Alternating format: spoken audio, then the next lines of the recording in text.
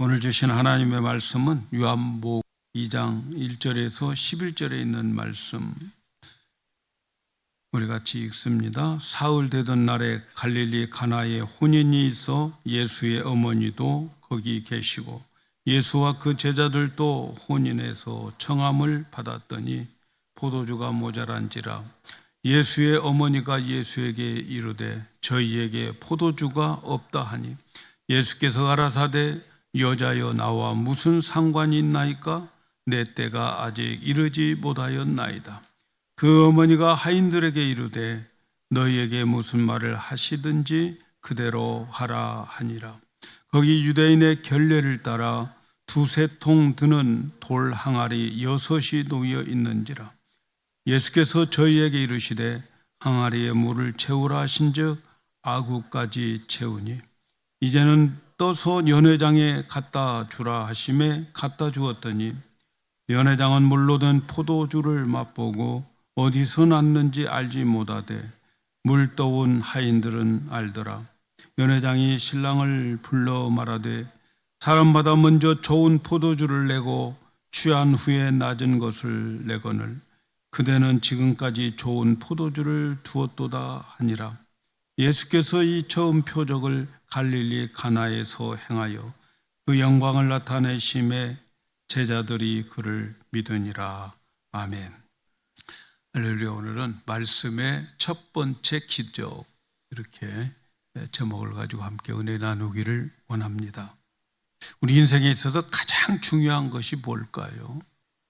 우리 인생에 있어서 가장 중요한 것은 돈도 아니고 명예도 아니고 지식도 아닙니다.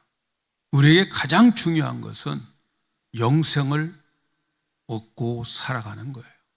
영생을 가지고 살아가는 거예요. 영생을 가지고. 그래서 우리가 이 세상을 살아갈 때에 언제 어느 시간에 어떻게 죽어도 영생을 가진 사람, 이 세상을 살다가 죽어도 그 죽음 자를 보면서 우리는 다시 만날 소망을 가지고 기뻐할 수 있어야 됩니다. 저는 목회하면서 제일 제가 부러운 사람은 제가 장례식을 치러주는 사람이에요. 그 사람은 확실하게 천국에 갔구나. 그런 죽은 자를 바라보면서 부럽다. 그런 생각이 들 때가 있어요. 여러분, 우리는 언제 어떻게 하나님이 우리를 부르실지 몰라요. 그런데 죽으면 끝난 것이 아니고 죽고 난 다음에 영원한 천국과 영원한 지옥이 있습니다. 그래서 지옥은 가면 안 되겠죠. 지옥은 영원히 꺼지지 않는 불 속에서 영원히 사는 것이고, 영생은 하나님의 위로와 안식을 누리며 영원히 하나님께 사는 거지요. 우리는 하나님과 함께 영원히 사는 이 영생을 얻어놓고 살아가야 돼요. 가지고 살아가요. 장사하는 사람은 미천이 있어요. 그 미천을 가지고 물건을 사죠. 그러고 난 다음에 그 사람은 자기가 가지고 있는 상품을 빨리빨리 팔아서 그러고 난 다음에 미천을 챙겨놓고, 그리고 미천을 은행에 딱 적금을 해놓고 그 다음부터 이제 파는 것은 내 것이 되는 거죠. 이쁜 사람 오면 싸게 팔고 좀 얄미운 사람 오면 비싸게 바가지고, 어쨌든 미천은 챙겨놓고 사는 거예요. 그 사람 망하지 않아요. 미천이 챙겨져 있기 때문에. 그 미천이 바로 우리 영생이란 말이죠. 언제 죽어도 어떻게 죽어도 우리는 영생을 확보해 놓고 살아가는 그 사람은, 보내는 사람이나 가는 사람이나 우리는 기쁨으로 맞이할 수 있는 거죠. 영생을 얻고 살아가는 것 너무 중요한 거죠. 여러분 어떻습니까? 영생이라고 하는 것이 무엇인가? 예수님께서 정의하셨어요. 예수님께서 영생이라고 하는 것은 참 하나님과 예수 그리스도를 아는 것이 영생이다, 이렇게 말씀하셨어요. 그래서 우리는 하나님과 예수님에 대해서 알고 살아가는 거예요. 금년도 우리 교회에 정말 하나님께서 너무나도 축복된 표어를 주셨죠. 하나님을 힘써 알자.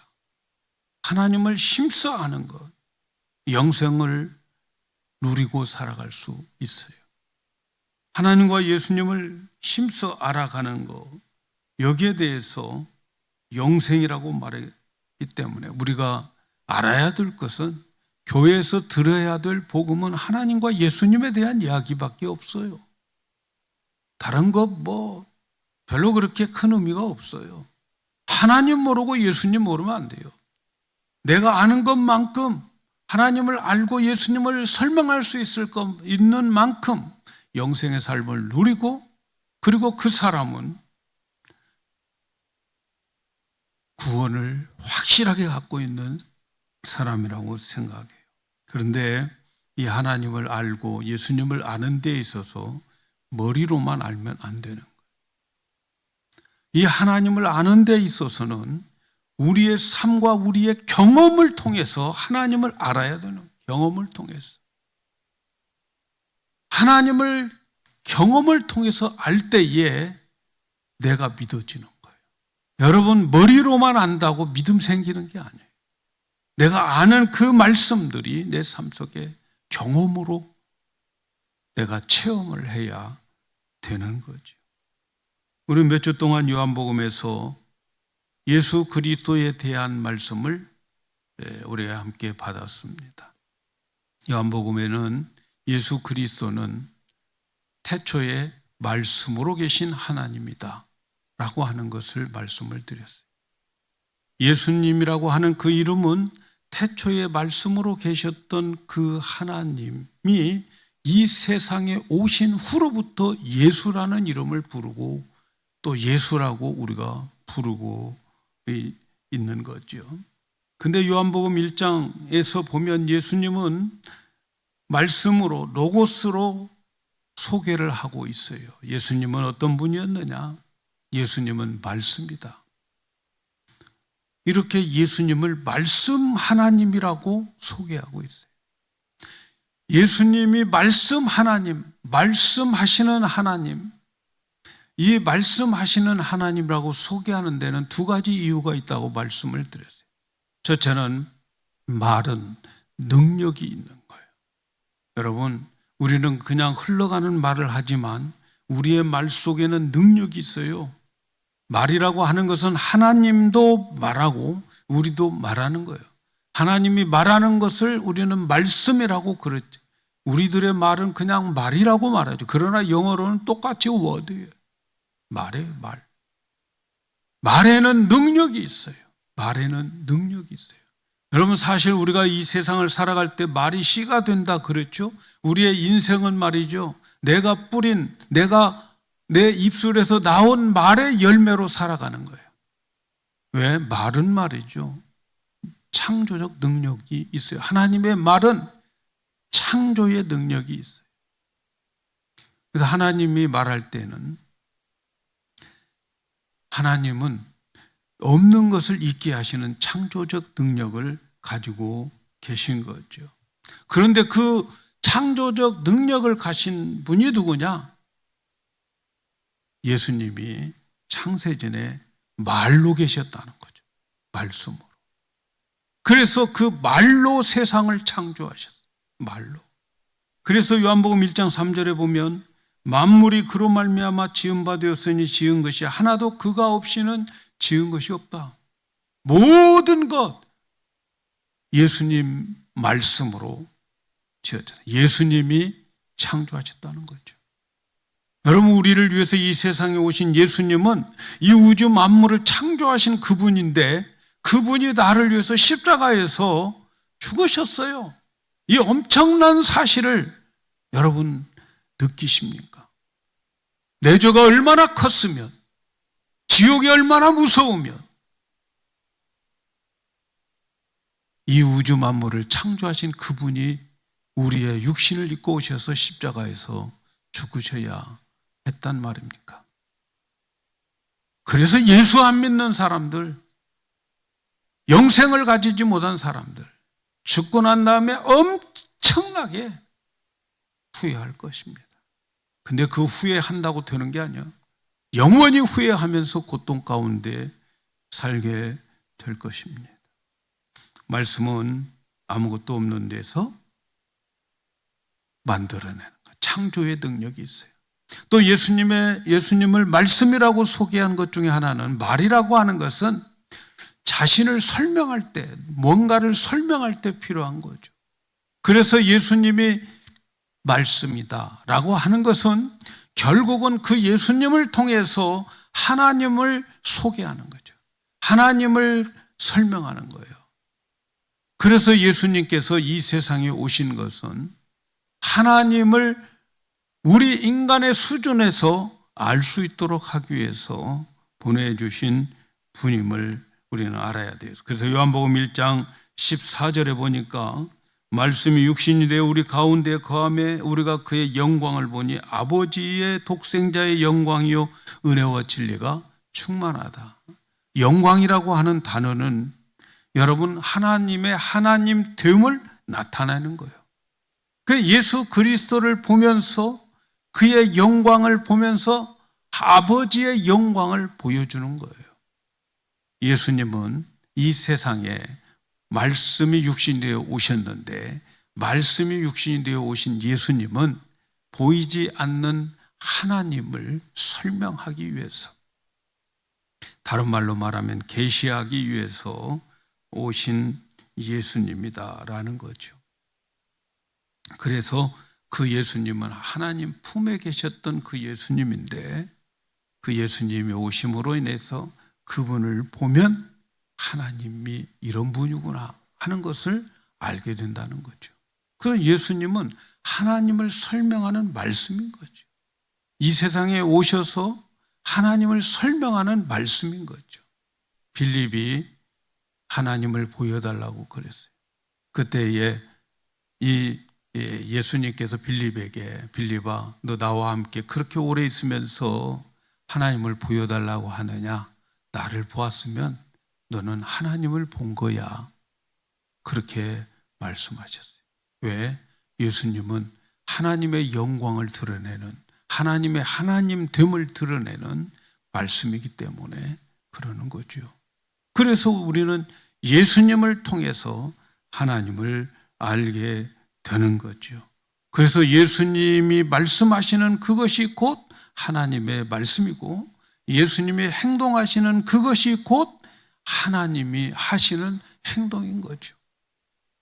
근데 예수님은 지금 말씀의 자리로 가셨어요. 태초의 말씀 후에 그 자리에 계시다가 이제 우리를 위해서 십자가를 지시기 위해서 육신의 몸을 입고 이 땅에 오셨고, 그리고 그 예수님은 십자가에서 죽으시고 다시 승천하셔서 말씀의 자리로 가 계시는 거죠.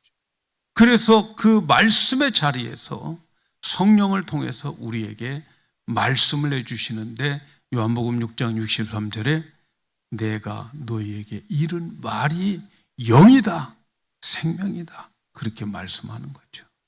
그러니까 오늘날 우리가 하나님을 날마다 볼 수 있고 만날 수 있는 것은 말씀을 듣는 중에 만나는 거예요. 오늘도 여러분이 하나님의 말씀을 듣습니다. 이 말씀이 하나님의 말씀입니다. 그러면 이 말씀이 하나님이시고 오늘 나는 지금 하나님을 만나고 있는 것입니다. 그런데 이제 2장으로 들어옵니다. 오늘 우리가 2장을 읽었어요. 2장을 읽었을 때에 2장의 내용의 첫 번째 기적이 나타나는데, 말씀이 첫 번째 나타나는 기적이에요. 예수님께서 말씀으로 이 세상에 오셨어요. 그래서 이제는 말씀이라고 하지 않고 2장부터는 예수라고 그래요.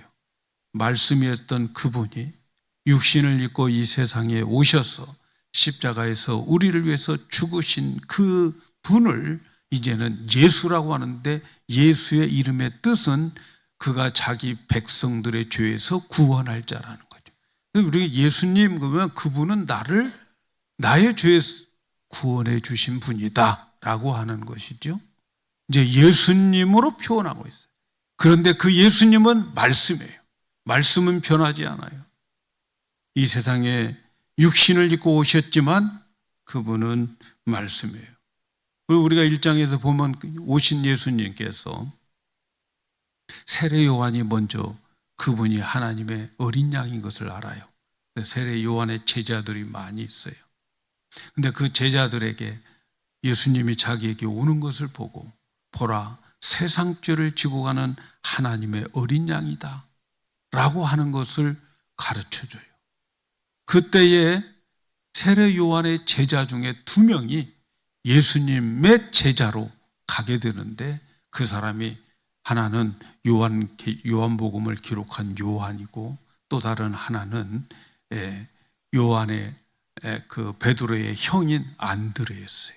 2명이 예수님에게 가서 예수님의 제자가 돼요. 근데 그 중에서 한 사람 안드레가 예수님과 함께 머물렀어요. 하루 머무는 동안에 이분이 메시아다라고 하는 것을 알게 되고, 그리고 그의 동생 시몬 베드로에게 내가 메시아를 보았다 하면서 베드로를 예수님에게로 데리고 가는. 그때까지 이름이 시몬이었어요. 시몬. 그런데 예수님의 베드로를 보자마자 너는 베드로다 그랬어요. 반석 같은 사람이다. 근데 사실은 베드로가 반석 같은 사람의 모습으로 안 나타났죠. 훗날에 나타나요. 훗날에. 자, 그리고 난 다음에 이제 예수님이 다니시면서 제자를 픽업했는데 그 사람이 빌립이었어요. 빌립이라고 하는 이 사람이 이제 예수님의 제자가 되고 난 다음에 그 다음에 빌립이 전도한 사람이 나다네엘이었어요. 이 나다네엘, 그래서 지금 예수님의 제자가 5명이 되는 거죠. 5명, 성경에 나타난 제자들이 5명이 되는데, 이때부터 예수님은 공생애가 시작되는 거예요. 지금 제자들과 함께 예수님은 하나님의 말씀으로 계시는 거예요. 인간의 눈으로 보면 사람이지만 그러나 예수님은 말씀으로 존재하고 있는 거죠. 그래서 예수님 자체가 말씀이기 때문에 예수님이 이제 말씀이라고 하는 것을 보여줘야 돼요. 말씀이 능력이 되게 해서 사람들이, 제자들이 첫째 믿어야 돼요. 그래서 오늘 우리가 읽은 마지막 말씀에는 예수님이 하신 기적을 보고 예수님을 믿었다 이렇게 말하는 거죠. 그러니까 예수님은 하나님을 설명하시는 분이에요. 하나님을 설명해서 사람들에게 믿음을 주시는 그러한 말씀이다 하는 거죠. 오늘 우리가 읽은 말씀은 말씀이 육신으로 오셔서 첫 번째 보여주는 기적을 말씀하고 있어요. 말씀의 능력을 통해서 그가 하나님의 아들이심을 믿게 만드는 기적이 오늘 우리가 읽은 말씀이에요. 예수님이 이 세상에서 첫 번째 기적을 나타내는 말씀이에요. 말씀으로 계신 예수님을 지식으로만 알게 하지 않고 실제로 알고 있는 그 예수님이 말씀이라는 것, 하나님이라고 하는 것을 우리의 삶 속에서 경험하게 해서 진짜 하나님을 믿게 하는 거예요. 여러분, 우리가 성경을 통해서 성경을 이스라엘 백성들은 다 암송했어요. 거의 성경을 다 암송해요. 근데 그들 구원 못 받아요. 왜? 그 암송한 말씀들을 경험이 없어요. 경험을 해야 되는 거예요. 오늘 말씀은 우리가 중요하게 생각해야 될 것은 이 말씀을 체험할 수 있는 원리를 말씀해 주고 있어요. 말씀이 내 삶에 실제로 체험되어지는 원리를 설명해 주고 있기 때문에 중요한 거예요. 어떻게 말씀이 내 삶에 현실이 되는가? 내가 말씀을 머릿속으로만 가지고 있으면 안 돼요. 그냥 내가 말씀을 가지고만 있으면 안 돼요. 그 말씀이 나의 삶 속에 실제로 체험되어져야 돼요. 근데 그 체험이 어떻게 되어지는가 하는 것을 원리를 가르쳐 주기 때문에 중요한 말씀인 거죠. 오늘 말씀에 보면 예수님께서 사흘째 되던 날 갈릴리 가나에 혼인잔치가 있어 예수의 어머니도 거기 계셨다 이렇게 말씀. 여기서 사흘째라고 하는 말이 무슨 말인가? 이것은 말씀드린 대로 예수님이 제자들을 이렇게 선택하는데 맨 마지막에 나다나엘을 선택했어요. 그러니까 그 나다나엘을 선택한 후에 3일째 되는 날이라는 거죠. 3일째 되는 날 5명의 제자들과 함께 가나의 혼인잔치에 참여를 하게 되었다 하는 거죠. 말씀이 육신을 입고 오셔서 예수님의 제자들과 함께 가나의 혼인잔치에 참여한 것을 보여주는 말씀이죠. 왜 예수님께서는 말씀의 첫 번째 기적을 결혼식 잔치에서 행하셨을까? 좀 생각해 볼 필요가 있잖아요. 세상에 많은 잔치들이 많아요. 돌잔치도 있고 생일잔치도 있고 많은 잔치들이 많은데 왜 결혼잔치에 참여해서 이러한 기적을 일으켰는가? 우리 한번 생각해 볼 필요가 있어요.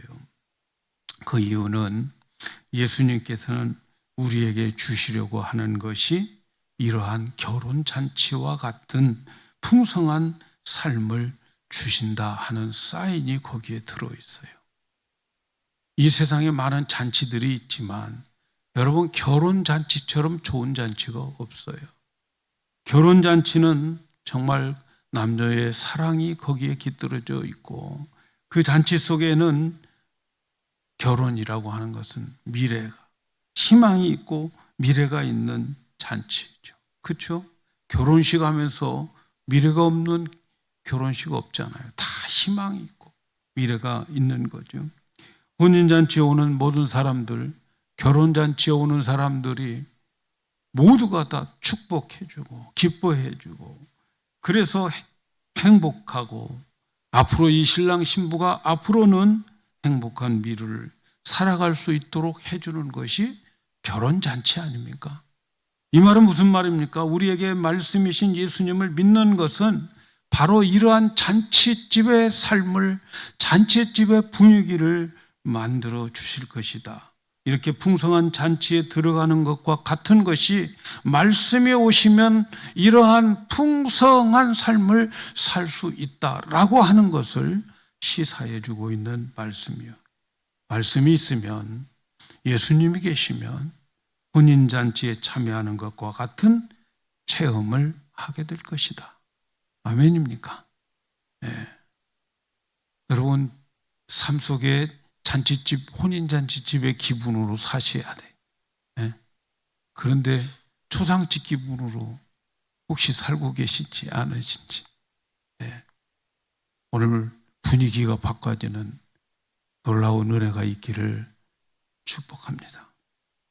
근데 예수님과 제자들이 참석한 결혼잔치, 정작 그 잔치에 참여했는데 더 이상 잔치를 할 수 없게 되어버렸어요.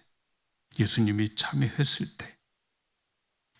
왜냐하면 손님을 대접하는 것 중에 이 팔레스타인은 너무 더운 나라이기 때문에 요즘은 우리가 음료수도 많고 그렇지만 그때는 음료수 대용으로 쓰는 것이 포도주였어요. 그런데 이 포도주가 잔치집에 떨어져 버린 거예요. 오늘 말씀 2절에 보니까 포도주가 떨어진지라 예수의 어머니가 예수에게 이르되 저들에게 포도주가 없다 하니. 유대인들이 결혼잔치하면 보통 일주일을 한다고 그래요.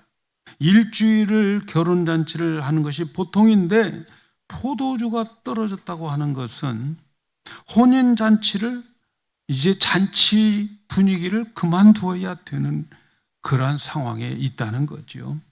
이 집이 가난해서 포도주를 조금 마련했는지 아니면 예상보다 손님들이 더 많이 와가지고 포도주가 떨어졌는지 알 수는 없습니다만은 분명한 것은 이 결혼잔치는 이제 포도주가 떨어졌기 때문에 중간에 불명예스럽게 잔치를 끝내야 되는 그러한 판이었어요. 이 사실을 예수님의 어머니 마리아가 안 거죠. 마리아가 알고 예수님에게 포도주가 없다, 떨어졌다 이렇게 말합니다. 이때 마리아가 예수님에게 포도주가 떨어졌으니까 기적으로 포도주를 만들라 그런 뜻은 아니에요. 그냥 지금까지 집에서 모든 일들을 할 때에 요셉은 일찍 마리아의 남편이 일찍 죽었다고 그래요. 그리고 큰아들인 이 예수와 늘 의논하면서 가정사를 의논하고 살아왔기 때문에 걱정되는 마음에서 이 집안의 분위기, 한 집 분위기가 깨지는 걱정하는 마음에서 아들이라고 생각해서 자기의 염려를 말했던 거예요. 그러면 혹시라도 아는 사람 집에 가서 포도주 있으면 빌려올지도 모르겠고 어떻게 혹시 하는 생각으로 말해줄 겁니다. 그러나 그 자리에서 예수님은 어머니 마리아의 부탁을 아주 평소에 보지 못한 냉정함으로 예수님께서 마리아에게 대답을 하는 거예요. 냉정하게 거절을 해요. 냉정하게. 이것을 요한복음을 기록한 사도 요한이 굉장히 인상적이었던 것 같아요. 아니, 지금까지 예수님이 그렇게 어머니를 잘 공경했는데 이렇게 찬바람이 막 쫙 불 정도로 냉정하게 예수님을 대해본 적이 없었단 말이죠. 그런데 예수님께서 포도주가 없다, 기적을 만들라는 것도 아니에요. 기적 만들 줄도 생각지도 못했어요. 그런데 이렇게 대답합니다. 요한복음 2장 4절에 보니까 예수께서 이르시되 여자여 나와 무슨 상관이 있나이까 내 때가 아직 이르지 아니하였나이다. 예수님께서 지금까지 어머니라고 불렀던 마리아, 이 마리아에게 갑자기 여자여 이렇게 부른단 말이에요. 네? 어머니들 지금까지 나를 엄마라고 불렀는데 어느 날 나보고 여자여 그렇게 부르면 어떤 기분이 들겠어요? 네? 여자여 밥 좀 줘? 뭐 이러면 기분이 좀 그럴 것 같지 않아요? 근데 예수님께서 여자여 그렇게 부르면서 두 가지 이유를, 안 된다는 이유를 말씀하고 나와 무슨 상관이 있나이까? 이렇게 말을 해요. 나와 상관이 있나이까? 아니, 저 집에 포도주 떨어졌는데 나와 무슨 상관이 있어요? 지금까지 불렀던 어머니를 여자라고 부르고 예수님은 이 순간에 그 마리아와 자신과는 상관이 없는 사람으로 취급하고 있어요. 그리고 두 가지 이유를 대면서 마리아의 요청을 거부합니다. 첫째는 이 일이 나와 무슨 상관이 있습니까? 아니, 잔치집에 포도주가 떨어진 것이 나오고 무슨 상관이 있습니까? 또 하나는 내 때가 아직 이르지 아니하였나이다. 이렇게 말합니다. 예수님은 이때에 나이가 30살이었어요. 이제 이전에 마리아는 큰아들로 예수를 취급했어요.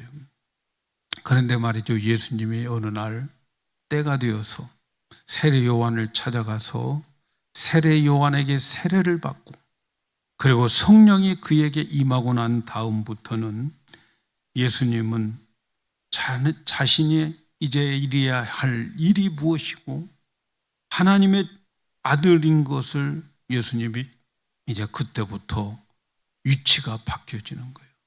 하나님의 아들이라고 하는 인식이 생기게 되는 거죠. 물론 인식을 가졌지만 이때부터 세례 요한의 세례를 받고 성령을 받고 그때부터 예수님의 이제는 공생애에 들어서게 되는 거죠. 이 순간부터는 예수님에게 가장 큰 것은 사람들을 구원하고 자기가 하나님의 아들이고 자기를 통해서 하나님을 보여주는 그러한 사명을 이제 가지게 된 거죠. 이 순간부터 예수님은 가정의 일을 의논하고 일을 시키는 어머니가 아니라 예수님을 하나님의 아들로 믿어야 하는 한 여자로 본 거지요. 예수님은 여자여, 그 여자는 내가 하나님의 아들인 것을 믿어야 할 한 여자로 보여져야 되는 거죠.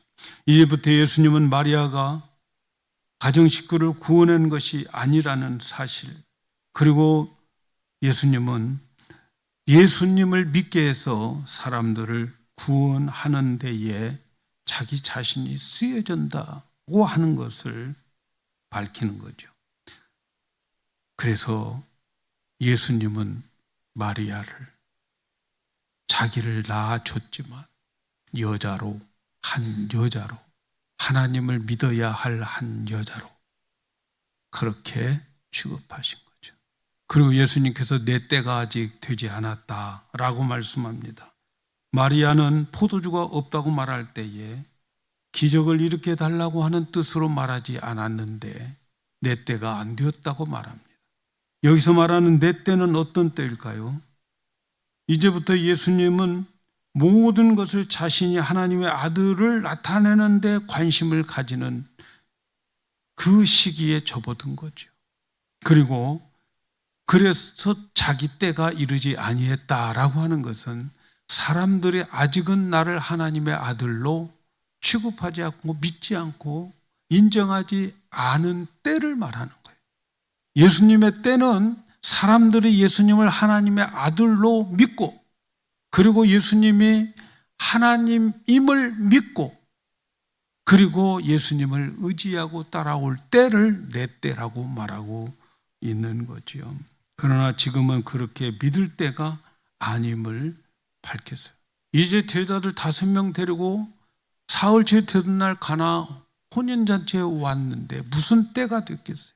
아직 내 때가 안 됐습니다. 이렇게 말하고 있는 거죠.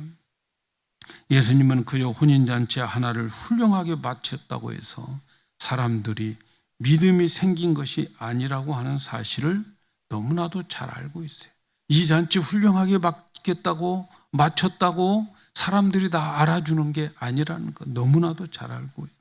그래서 이런 일을 위해서 말씀의 능력을 나타내고 싶지 않으신 거죠.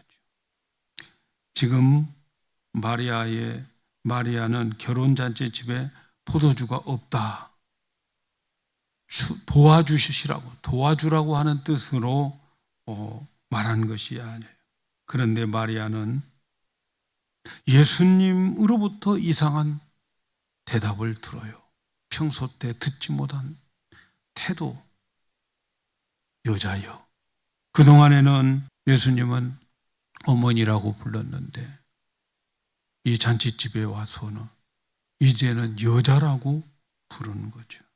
물론 자기가 여자인 것은 틀림없지만 이상한 것이 있었어요.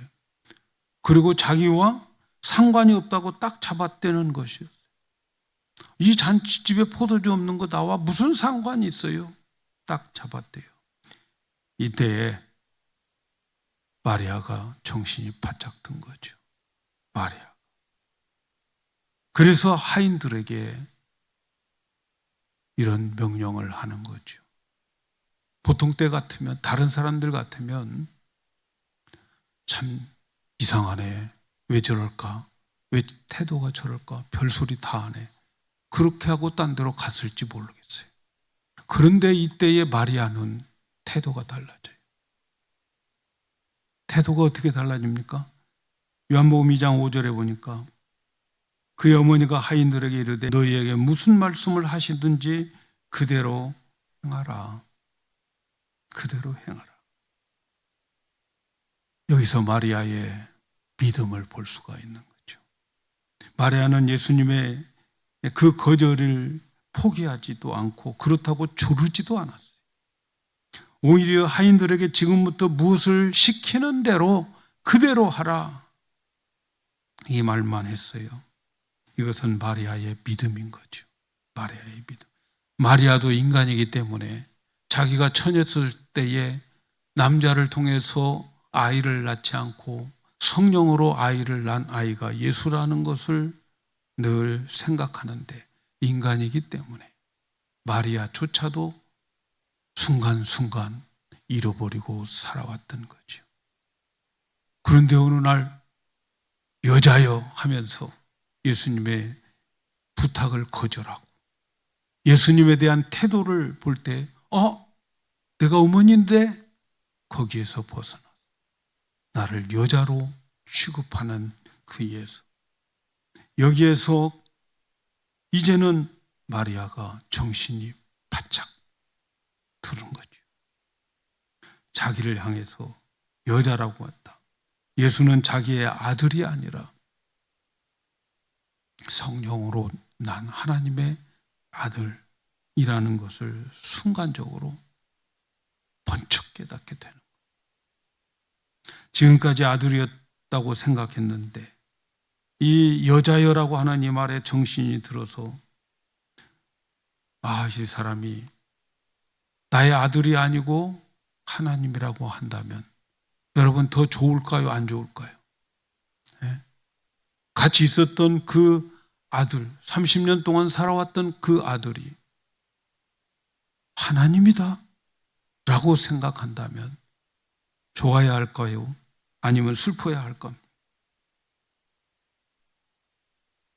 아들이라면 심부름 시킬 수도 있고 부탁도 할 수 있겠지만 아들이 아니라 하나님이라면, 이분이 하나님이라면 능치 못할 일이 없을 것이라고 믿음이 생긴 거예요.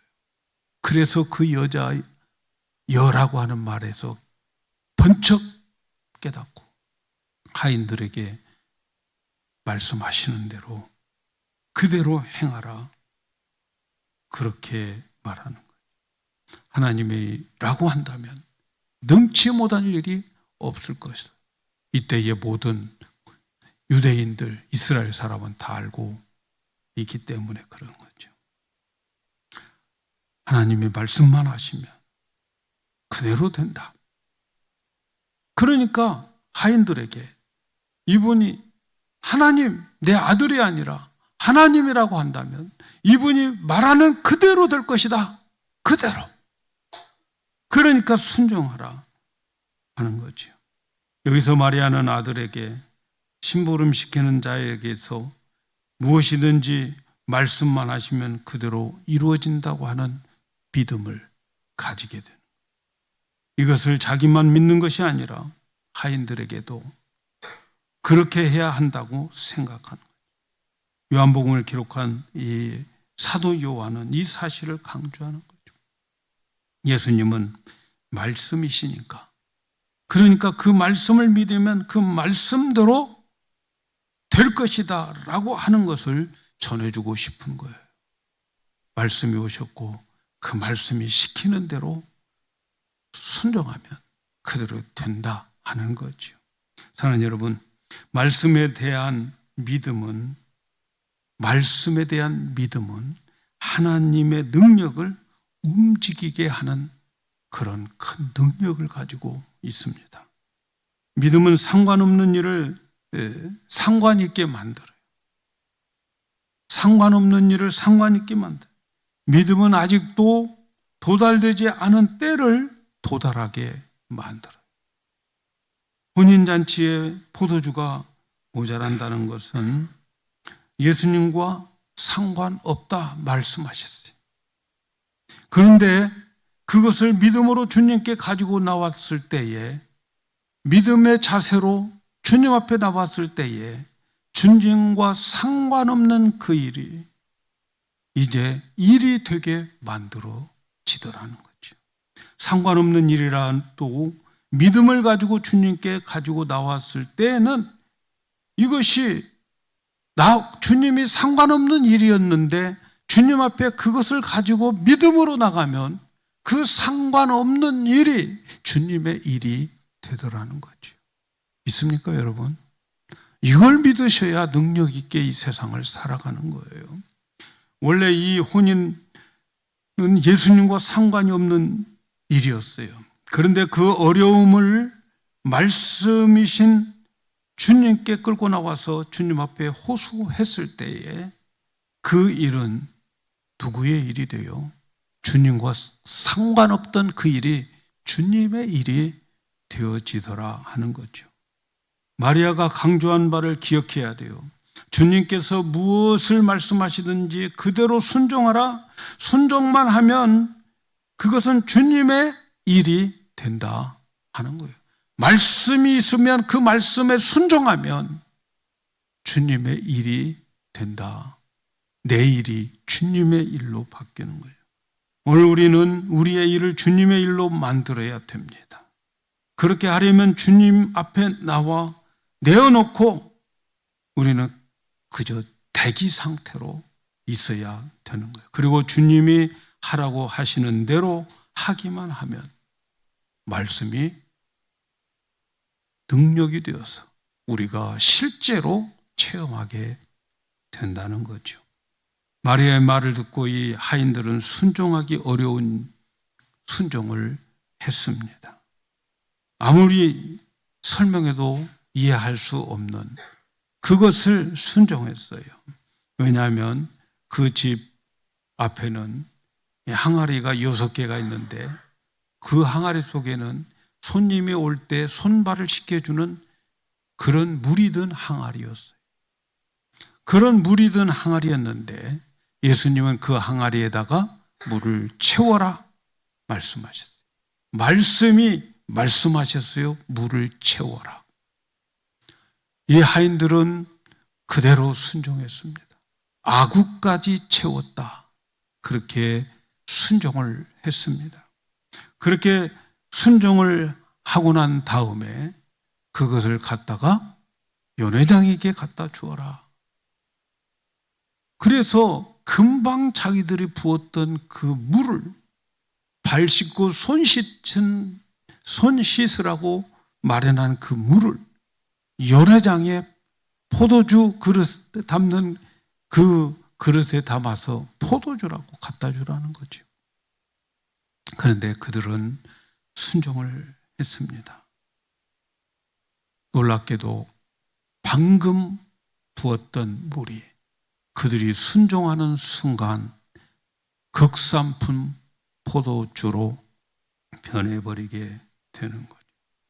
그들의 순종은 기적을 낳게 되었습니다. 확실히 믿는 것은 아니었지만 이상한 일을 행하라고 했지만 말씀이 그렇게 행하라고 하니까 그걸 순종함으로 인하여서 기적이 일어나게 됩니다. 하인들이 이 말에 순종할 때에 이 놀라운 기적, 물이 변하여 포도주가 된 기적이 일어났는데 다른 사람들은 몰라요. 그런데 하인들은 압니다. 하인들은 이것이 마술이 아니라고 하는 것을 압니다. 이것은 창조주의 기적이라고 하는 것을 알게 돼요. 완전히 물체의 성질을 변하게 하는 말씀의 기적이라고 하는 것을 압니다. 하인들은 예수님께 순종했을 뿐 아니라 그 말씀에 순종했더니 그 말씀대로 되더라 하는 이 현실을 경험하게 되는 거죠. 여기서 말씀이신 예수님에게 순종을 하면 주신 말씀, 나에게 준 그 말씀이 이제 믿음으로 우리가 순종하면 말씀이 현실이 된다 하는 사실을, 이 믿음의 원리를 우리가 발견하게 되는 거죠. 사랑하는 여러분, 우리는 주님을 부려먹으려고 하면 안 됩니다. 우리는 주님 앞에 한 여자, 한 남자로서 피조물이에요. 그렇기 때문에 우리는 주님의 말씀하신 그 말씀에 무엇이든지 시키는 대로 순종하면 기적을 체험합니다. 오늘 말씀을 통해서 말씀이 우리에게 현실이 되는 원리, 이 믿음의 원리를 여러분 기억해야 돼요. 우리의 삶이 물이 변해서 포도주가 되어지는 이 놀라운 믿음의 법칙을 우리는 아셔야 되겠습니다. 여러분, 우리가 나와 주님과 상관없는 일이라도 내가 주님을 믿고 내게 주신 말씀 붙잡고 주님 앞에 나가면 주님의 일이 됩니다. 아직 주님의 때가 안 됐을지라도 그러나 내가 주님 앞에 믿음을 가지고 주님 앞에 나가면, 내어놓으면, 털어놓으면 주님의 때가 되어버리는 것을 보게 됩니다. 자, 우리 성도 여러분들이 왜 이런 모양, 왜 이렇게 어렵고 힘들고 그렇게 한탄하지 마시고 여러분이 가지고 있는 그 문제들을 가지고 주님 앞에, 말씀 앞에 나오세요. 주님이 말씀하실 때 그 말씀을 아멘으로 캡처해서 그 말씀 앞에 나의 문제를 내려놓으면 주님은 그 문제를 주님의 문제로 삼고, 그리고 주님의 때가 되지 않아도 우리의 모든 것을 다 이루어 주십니다. 핑계 대지 마세요.